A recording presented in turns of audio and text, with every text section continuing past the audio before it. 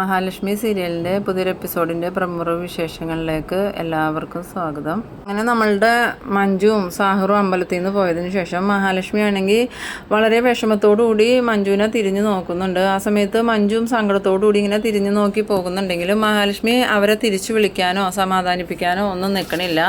അങ്ങനെ പോണ വഴിക്ക് സാഹർ പറയുന്നുണ്ട്, ഈ ജന്മം കണ്ണൻ സാറിൻ്റെയും മഹാലക്ഷ്മിയുടെയും എന്നോടുള്ള ദേഷ്യം മാറുമെന്ന് തോന്നണില്ല മഞ്ജു.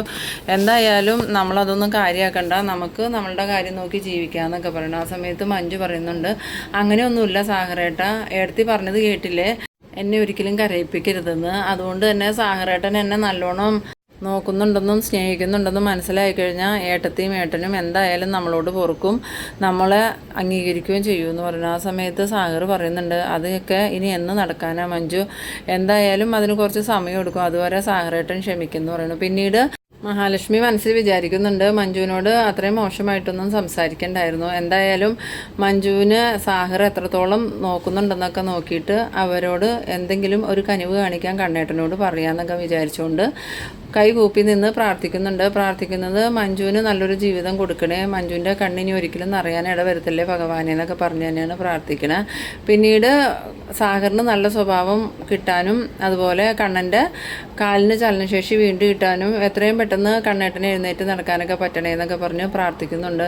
ഇതേ സമയം കാണിക്കുന്നത് നമ്മളുടെ മേഘനാഥനെയും വാമദേവനെയാണ്. മേഘനാഥൻ വാമദേവനോട് പറയുന്നുണ്ട്, ആ തോമസ് ഡോക്ടർ പറഞ്ഞതിൽ എനിക്ക് അത്ര വിശ്വാസമൊന്നും തോന്നണില്ല അച്ഛാ, കാരണം അയാൾ കണ്ണൻ്റെ വലം കൈയാണ്, അതുകൊണ്ട് തന്നെ കണ്ണനക്ക് ചലനശേഷി ഒന്നും കിട്ടിയിട്ടില്ല എന്ന് അയാൾ നമ്മളെ കളിപ്പിക്കാൻ വേണ്ടി പറഞ്ഞതായിരിക്കും എന്ന് പറയുമ്പോൾ വാമദേവൻ പറയുന്നുണ്ട്, എന്തായാലും ഇനി നമ്മൾ കുറച്ച് ദിവസം ഇവിടെ ഉണ്ടല്ലോ, അതിനുള്ളിൽ കണ്ണൻ്റെ കാലൊക്കെ ചലിക്കുന്നുണ്ടോ എന്ന് നമുക്ക് കണ്ടെത്താം. അതെങ്ങനെയാണ്, അവരെപ്പോഴും വാതിലടച്ചിരിക്കുകയല്ലേ എന്ന് പറയുമ്പം വാമദേവൻ പറയുന്നുണ്ട്, അതിന് നീ അവർ വാതിലടച്ചിരിക്കുന്ന സമയത്ത് അതിവിടെ ചെന്ന് എങ്ങനെയെങ്കിലും അകത്തേക്ക് നോക്കി അകത്ത് അവർ നടക്കുന്നുണ്ടോ എന്നൊക്കെ ഒന്ന് ശ്രദ്ധിക്കുന്നു പറയുന്നു. അങ്ങനെ മേഘനാഥൻ പറയുന്നുണ്ട്, എന്തായാലും ഞാനതൊക്കെ ശ്രദ്ധിക്കാമെന്ന്. പിന്നീട് നമ്മളുടെ മേഘനാഥൻ വെളിയിലേക്ക് ഇറങ്ങുന്ന സമയത്ത് തോമസ് ഡോക്ടറെ കാണുന്നുണ്ട്. തോമസ് ഡോക്ടർ മേഘനാഥനെ കണ്ടതും അടുത്തേക്ക് വന്നിട്ട് പറയുന്നുണ്ട്, നിങ്ങളിവിടെ വന്നപ്പോൾ തന്നെ ഞാൻ നിങ്ങളോട് പറഞ്ഞിരുന്നു ഇവിടെ ആരെയും ഉപദ്രവിക്കാനോ തല്ലാനോ ഒന്നിനും പറ്റില്ല എന്ന്, എന്നിട്ട് നിങ്ങൾ എൻ്റെ സ്റ്റാഫിനെ ഉപദ്രവിച്ചു, അതെനിക്ക് ഒരിക്കലും പൊറുക്കാൻ പറ്റണ കാര്യമല്ല.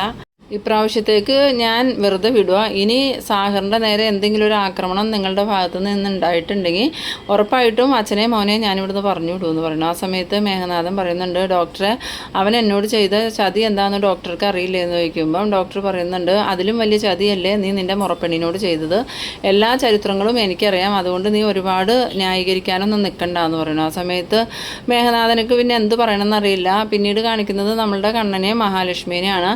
അങ്ങനെ മഹാലക്ഷ്മി വന്നതിന് ശേഷം കണ്ണനോട് പറയുന്നുണ്ട്, ഇന്ന് ഞാൻ അമ്പലത്തിൽ വെച്ച് മഞ്ജുവിനെയും സാഗറിനെയും കണ്ടിരുന്നു, എന്നിട്ട് താൻ അവരോട് മിണ്ടിയോ എന്ന് ചോദിക്കുമ്പം ഞാൻ ആദ്യം മൈൻഡൊന്നും ചെയ്തില്ല, പിന്നെ മഞ്ജു എടുത്തിന്നും പറഞ്ഞ് അടുത്തേക്ക് വന്ന് എന്നോട് സംസാരിച്ചപ്പം എനിക്ക് ഒഴിഞ്ഞു മാറാൻ പറ്റിയില്ല കണ്ണേട്ട. എന്നിട്ട് മഞ്ജു എന്താ പറഞ്ഞതെന്ന് ചോദിക്കുമ്പം കണ്ണേട്ടൻ എന്തെങ്കിലും മാറ്റം ഉണ്ടോ എന്ന് ചോദിച്ചു. അപ്പം ഞാൻ മാറ്റമുള്ള കാര്യമൊന്നും മഞ്ജുവിനോട് പറഞ്ഞില്ല, കൂടെ സാഹറും ഉള്ളതുകൊണ്ട് തന്നെ ഞാൻ പറഞ്ഞു ഒരു മാറ്റവും ഇല്ലയെന്നാണ് പറഞ്ഞത്. പിന്നെ ഞാൻ പറഞ്ഞു ഇവൻ അവിടുത്തെ ജോലിക്കാരനല്ലേ, അപ്പോൾ ഇവനൊക്കെ അറിയാമല്ലോ കാര്യങ്ങൾ, പിന്നെ നീ എന്തിനാ എന്നോട് ചോദിക്കണം, അത് മാത്രമല്ല ഞങ്ങളുടെ ഒരു കാര്യത്തിൽ നീ ഇടപെടണ്ടെന്നൊക്കെ പറഞ്ഞ് ഞാൻ മഞ്ജുവിനോട് ഒരുപാട് ദേഷ്യപ്പെട്ടു. അത് കഴിഞ്ഞപ്പോൾ എനിക്ക് ആകെ വിഷമമായി കണ്ണേട്ടാന്ന് പറയണം. ആ സമയത്ത് കണ്ണൻ പറയുന്നുണ്ട്, അതിന് താനെന്തിനാ വിഷമിക്കുന്നത്, അവളുടെ സ്വന്തം ഇഷ്ടത്തിന് സാഗറിനെ തിരഞ്ഞെടുത്തതല്ലേ, നമ്മളോടൊന്നും ചോദിച്ചിട്ടല്ലല്ലോ അവൾ അവനെ വിവാഹം കഴിച്ചതെന്ന് പറയുന്നു. പിന്നീട് കാണിക്കുന്നത് നമ്മളുടെ ഉണ്ണീനെയും കരുണേനെയാണ്. കരുണ പറയുന്നുണ്ട്, ഒരിക്കൽ ഞാൻ അയാളുടെ കാലുകൾ ചലിക്കുന്നത് കണ്ടിരുന്നു, ആദ്യം അയാൾ പറഞ്ഞത് വലതുകാൽ മാത്രമേ ചലിച്ചോളൂ എന്നാണ്, പക്ഷേ അയാളുടെ ഇടതുകാല് ചലിക്കുന്നത് ഞാനും കണ്ടു, ഒരിക്കൽ അമ്മയും കണ്ടു, പക്ഷേ അന്നേരം അവർ പറഞ്ഞത് നമുക്ക് തോന്നിയതായിരിക്കും എന്നാണ്, പക്ഷേ അതൊന്നും അല്ല ഉണ്ണിയേട്ടാ, ഇപ്പം ഞാൻ സ്വപ്നത്തിൽ കണ്ടു അയാളുടെ രണ്ട് കാലും ചലിക്കുന്നുണ്ട്, അതുപോലെ തന്നെ അയാളുടെ നട്ടലിനും ബലം വന്നിട്ടുണ്ട്, അയാൾ കട്ടലിൽ നിന്നും എഴുന്നേറ്റ് നിൽക്കുന്ന ആ ഒരു രംഗമാണ് ഞാൻ സ്വപ്നത്തിൽ കണ്ടത്, ഇനിയിപ്പോൾ അയാളെങ്ങാനും എഴുന്നേറ്റ് നടക്കും ഉണ്ണിയേട്ടാന്ന് ചോദിക്കുന്നു. ആ സമയത്ത് ഉണ്ണി പറയുന്നുണ്ടേ, അതൊക്കെ നിനക്ക് വെറുതെ തോന്നിയതായിരിക്കും, നീ എപ്പോഴും അയാൾ എഴുന്നേറ്റ് നടക്കുമോ എന്ന് ഇങ്ങനെ ആലോചിച്ച് നടക്കുന്നത് കൊണ്ടാണ് നീ അങ്ങനെയൊക്കെ സ്വപ്നം കാണുന്നത്, അല്ലാതെ അയാൾക്ക് ഒരിക്കലും എഴുന്നേറ്റ് നടക്കാനൊന്നും പറ്റില്ല, കാരണം ഇത്രയും വർഷം അയാൾ എഴുന്നേറ്റ് നടക്കാതിരുന്നത് അമ്മയും അമ്മാവനും കൂടി മരുന്ന് മാറ്റി കൊടുത്തതുകൊണ്ടാണ്. ഇനിയിപ്പോൾ തോമസ് ഡോക്ടറുടെ മരുന്ന് ഫലിച്ചാൽ തന്നെയും അത്ര പെട്ടെന്നൊന്നും അയാൾക്ക് ചലനശേഷി വീണ്ടും കിട്ടൂല എന്നൊക്കെ ഉണ്ണി പറയുന്നുണ്ട്. ആ സമയത്ത് കരുണ പറയുന്നുണ്ട്, ഇനിയിപ്പോൾ അയാൾക്ക് ചലനശേഷി വീണ്ടും കിട്ടിയാലും ആ സൗഭാഗ്യം അനുഭവിക്കാൻ മഹാലക്ഷ്മി ഉണ്ടാവില്ല. അമ്മയുടെ പിറന്നാളിൻ്റെ അന്ന് അവൾക്ക് വേണ്ട എല്ലാ കണികളും ഞാനവിടെ ഒരുക്കിയിട്ടുണ്ട്. അന്നത്തോടുകൂടി അവളുടെ ആയുസ് തീരും. പിന്നെ ഒരു പെരുന്നാളും കൂടി അമ്മയുടെ ആഘോഷിക്കാൻ അവളുണ്ടാവില്ല. അവളുടെ അവസാനത്തെ പിറന്നാൾ ആഘോഷമായിരിക്കും അന്നെന്ന് പറയണം. ആ സമയത്ത് ഉണ്ണി ചോദിക്കുന്നുണ്ട്, നീ എന്തൊക്കെയാണ് കരുണയെ പറയണത്, നീ എന്തൊക്കെയാണ് പ്ലാൻ ചെയ്തിരിക്കുന്നത്, നീ എന്ത് പ്ലാൻ ചെയ്താലും ഒന്നും കൂടി ആലോചിക്കണം. എന്നും നമ്മൾ ഓരോന്ന് ചെയ്തിട്ട് സന്തോഷിക്കും, പക്ഷേ അവസാനം വിജയം അവർക്കായിരിക്കും. അവർക്ക് എന്തോ ഒരു ദിവ്യശക്തി ഉണ്ടെന്നാണ് അമ്മാവനും അതുപോലെ നിൻ്റെ അച്ഛനും മുത്തശ്ശി എല്ലാവരും പറയണത്.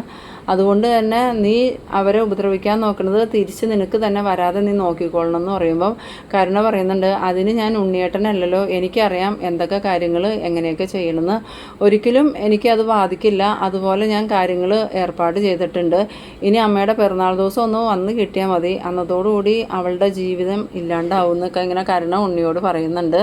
പിന്നീട് കാണിക്കുന്നത് നമ്മളുടെ പ്രതാപൻ്റെ അമ്മേനെയാണ്. അപ്പോൾ പ്രതാപൻ്റെ അമ്മ ഇങ്ങനെയൊന്ന് സംസാരിക്കുന്നുണ്ട്. എന്തായാലും മോഹിനിയുടെ പിറന്നാൾ നമുക്ക് ഗംഭീരമായി തന്നെ ആഘോഷിക്കണം. അന്നാണല്ലോ അവളുടെ മോളുടെ അവസാനം നടക്കാൻ പോകുന്നത്. അതുകൊണ്ട് തന്നെ ഇനിയിപ്പോൾ അതിൽ കുറവൊന്നും വരുത്തണ്ടെന്ന്. ഇതേ സമയം മോഹിനിയാണെങ്കിൽ ഈ വിവരങ്ങളൊന്നും അറിയണില്ല. എന്നിട്ട് മോഹിനിയോട് പ്രതാപൻ ചെന്ന് പറയുന്നുണ്ട്, എന്തായാലും നിൻ്റെ പിറന്നാൾ ആഘോഷിക്കണം എന്നുള്ളത് നിൻ്റെ മോളുടെയും മരുമോൻ്റെ ആഗ്രഹമല്ലേ, ഇനിയിപ്പോൾ ഞങ്ങളായിട്ട് തടഞ്ഞു എന്ന് വേണ്ട, ഞങ്ങളും കൂടിയും കൂടിയേക്കാം. ഇനിയിപ്പോൾ കരുണമോളെ ഉണ്ണീനെയും ഉണ്ണിയുടെ അമ്മേനെയും എല്ലാവരെയും വിളിച്ച് നമുക്ക് ഗംഭീരമായിട്ട് തന്നെ ആഘോഷിക്കാമെന്ന് പറഞ്ഞു. ആ സമയത്ത് മോഹിനി ചോദിക്കുന്നുണ്ട്, എന്ത് പറ്റി ഇപ്പം അമ്മയ്ക്കും മകനും ഇതുപോലെ മനംമാറ്റം ഉണ്ടാവാൻ, ഇനിയിപ്പോൾ അതിൻ്റെ പിന്നിൽ എന്തെങ്കിലും ചതിയുണ്ടോ എന്ന് ചോദിക്കുമ്പോൾ, നീ എന്താ മോഹിനി ഇങ്ങനെയൊക്കെ പറയണേ, എന്ത് കാര്യം പറഞ്ഞാലും നീ ഇങ്ങനെ ചതിയാന്ന് പറയണേ, എന്താ ഞങ്ങൾ തന്നെ എപ്പോഴും ചതിക്കാൻ നടക്കണവരാണോ എന്ന് ചോദിക്കുമ്പോൾ മോഹിനി പറയുന്നുണ്ടല്ല, ഇതിനു മുമ്പ് പല പ്രാവശ്യം നിങ്ങൾ എൻ്റെ മോളോട് സ്നേഹം കാണിച്ചിട്ടുണ്ട്, അതൊക്കെ പിന്നിലൊരു ചതി കണ്ടുകൊണ്ട് തന്നെയായിരുന്നു. അന്ന് എൻ്റെ മോളെ സ്നേഹിക്കണമെന്ന് പറഞ്ഞ് വിളിച്ചു കൊണ്ടുവന്നിട്ട് കുറേ ഗുണ്ടകൾക്ക് കൊട്ടേഷൻ കൊടുത്ത് അവളെ തട്ടിക്കൊണ്ടുപോയി കൊന്നു കളയാൻ പറഞ്ഞു. അതിൽ നിന്നും എൻ്റെ മോളെ രക്ഷപ്പെടുത്തിയത് ആ മാർക്കോയാണ്. അതുകൊണ്ട് എൻ്റെ മോളെ എന്തെങ്കിലും അപായപ്പെടുത്താമെന്നുള്ള തീരുമാനം നിങ്ങൾക്കുണ്ടെങ്കിൽ അതൊക്കെ നിങ്ങൾ മാറ്റി വെച്ചേരെ, എൻ്റെ കുഞ്ഞിനെ നിങ്ങൾക്ക് ഒന്നും ചെയ്യാൻ പറ്റില്ല. അവൾക്ക് കൂട്ടിനായിട്ട് അവൾ പ്രാർത്ഥിക്കുന്ന ദൈവങ്ങളുണ്ടെന്ന് പറയണു. അത് കേട്ടതും പ്രതാപൻ്റെ അമ്മയുടെയും മുഖമൊക്കെ ഒന്ന് അങ്ങോട്ട് മാറുന്നുണ്ടെങ്കിലും അവർ തിരിച്ച് മറുപടി ഒന്നും പറയണില്ല. എന്നിട്ട് മോഹിനി പോയതിന് ശേഷം പ്രതാപൻ പറയുന്നുണ്ട്, അവൾ പറഞ്ഞത് നേരെ അമ്മേ, അവളുടെ മോളുടെ കൂടെ ദൈവങ്ങളുണ്ട്, അതുകൊണ്ടാണ് പല പ്രാവശ്യം അവളെ നമ്മൾ കൊല്ലാൻ നോക്കിയിട്ടും അവൾ രക്ഷപ്പെട്ടത്. അതുകൊണ്ട് ഇനിയിപ്പോൾ കരുണമോൾ അവളെ കൊല്ലാൻ നോക്കിയിട്ട് അത് കരുണമോൾക്ക് തിരിച്ചെങ്ങാനും കിട്ടുമോ അമ്മയെന്ന് ചോദിക്കുമ്പം അതൊരിക്കലും സംഭവിക്കില്ല. ഈ വൈദ്യർ അത്രയ്ക്കും കഴിവുള്ള വൈദ്യർ. അയാൾ പ്രത്യേകം പറഞ്ഞിട്ടുണ്ട്, ഈ മരുന്ന് അകത്ത് ചെന്ന് കഴിഞ്ഞാൽ ഒരു ഡോക്ടർമാരുടെയും ചികിത്സ ഫലിക്കില്ല എന്ന്, അയാളുടെ മരണം മാത്രമേ നടക്കുകയുള്ളൂ എന്ന്. അതുകൊണ്ട് തന്നെ അതോർത്ത് നീ പേടിക്കണ്ടെന്ന് പറയുന്നു. പിന്നീട് കാണിക്കുന്നത് നമ്മളുടെ മഹാലക്ഷ്മിനെയാണ്. മഹാലക്ഷ്മി കണ്ണൻ്റെ റൂമിൽ നിന്ന് ഇങ്ങനെ ഇറങ്ങി വരുന്ന സമയത്ത് നമ്മളുടെ മേഘനാഥൻ നേരെ വരുന്നുണ്ട്.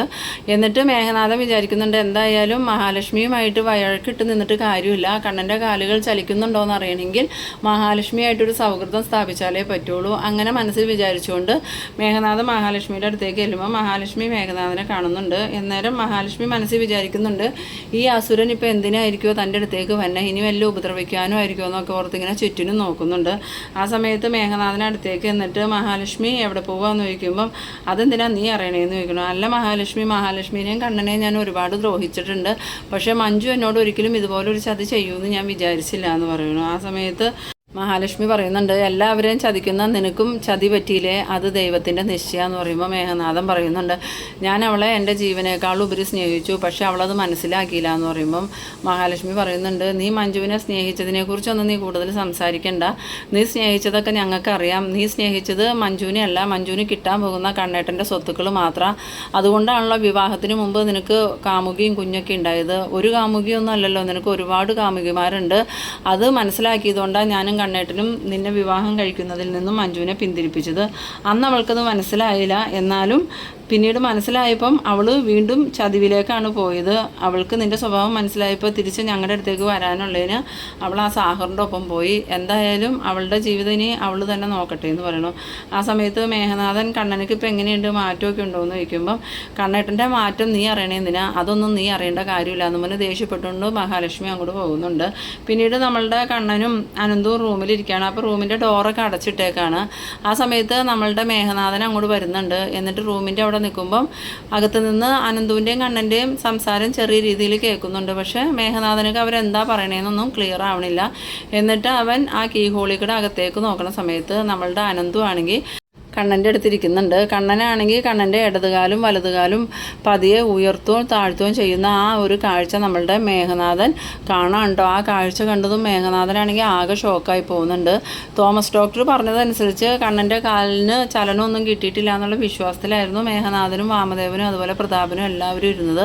പക്ഷെ അതൊക്കെ നുണയാണെന്നുള്ള സത്യം നമ്മളുടെ മേഘനാഥന് മനസ്സിലാവാണ്. ഇനിയിപ്പോൾ എന്തായാലും ശത്രുക്കൾ അടങ്ങിയിരിക്കുകയൊന്നുമില്ല. കണ്ണൻ്റെ ചലനശേഷി ഇല്ലാതാക്കാനുള്ള തന്ത്രങ്ങളുമായിട്ട് ഇനി ശത്രുക്കൾ ഇറങ്ങുന്ന എപ്പിസോഡുകളാണ് വരാൻ പോകുന്നത്. അപ്പോൾ നിങ്ങളെൻ്റെ വീഡിയോ ആദ്യമായിട്ടൊക്കെ കാണുന്നവരാണെങ്കിൽ എൻ്റെ ചാനലൊന്ന് സബ്സ്ക്രൈബ് ചെയ്യാനും ഇഷ്ടമായ ലൈക്ക് ചെയ്യാനും ഷെയർ ചെയ്യാനും മറക്കരുത്. അപ്പോൾ ഇതുപോലെ ഇൻട്രസ്റ്റിംഗ് ആയിട്ടുള്ള അടുത്തൊരു എപ്പിസോഡുമായി നമുക്ക് വീണ്ടും കാണാം. അതുവരേക്കും ബൈ ബൈ.